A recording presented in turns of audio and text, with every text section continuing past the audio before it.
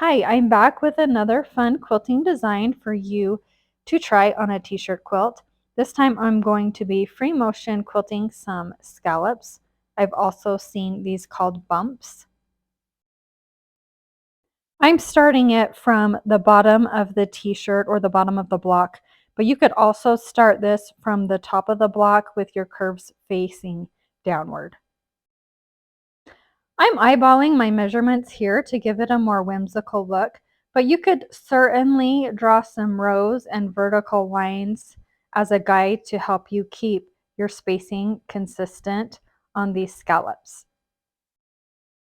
I'm doing about 1.5 inch spacing on these scallops, and I started at the left-hand side of my quilt with a full scallop and made my way over to the right side. I'm using the printed letters on this t-shirt as a guide to help keep my line straight.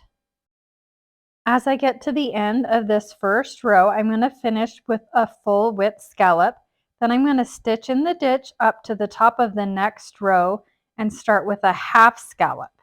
And as I go back from right to left on this next row, when I come down to the top of the row below me, I'm going to just barely kiss the top of those scallops with my stitching, or even leave maybe a tiny 1/16 or 1/8 of an inch space.